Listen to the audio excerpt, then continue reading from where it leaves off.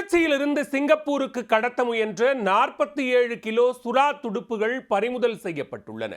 சுறா மீனின் துடுப்புகளை சட்டவிரோதமாக கடத்துவது ஏன்?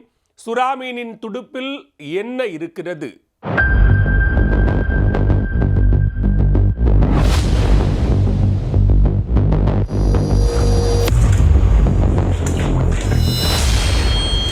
திருச்சி சர்வதேச விமான நிலையத்திலிருந்து உள்நாடு மற்றும் வெளிநாடுகளுக்கு விமான போக்குவரத்து இயக்கப்பட்டு வருகிறது. இதில் வரும் பயணிகள் தங்கம் மற்றும் வெளிநாட்டு கரன்சிகளை கடத்தி வருவதும் அதனை சுங்கத்துறை அதிகாரிகள் அவ்வப்போது பறிமுதல் செய்வதும் தொடர்கதையாக இருக்கிறது. இந்நிலையில் நூதன கடத்தல் சம்பவம் நடைபெறுவது குறித்து மத்திய வருவாய் புலனாய்வு பிரிவு மற்றும் திருச்சி வான் நுண்ணறிவு பிரிவு சுங்கத்துறை அதிகாரிகளுக்கு ரகசிய தகவல் கிடைத்துள்ளது. அதன் பேரில் திருச்சி விமான நிலையத்திலிருந்து சிங்கப்பூர் செல்லவிருந்த ஏர் இந்தியா எக்ஸ்பிரஸ் விமானம் மற்றும் அதில் செல்ல இருந்த பயணிகளை அதிகாரிகள் தீவிரமாக கண்காணித்தனர்.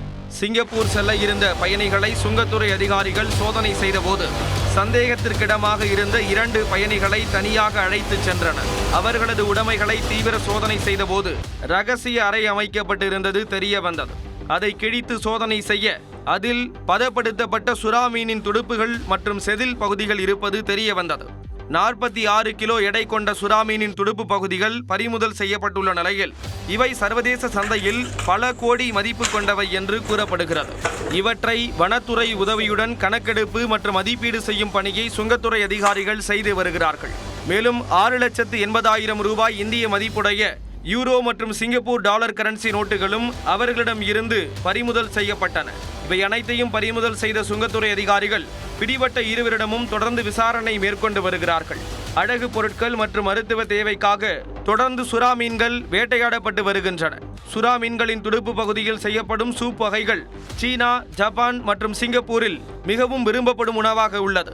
திருட்டுத்தனமாக விற்பனை செய்யப்படும் இந்த உணவுகளுக்கு பல லட்சம் ரூபாய் வசூல் செய்யப்படுகிறது.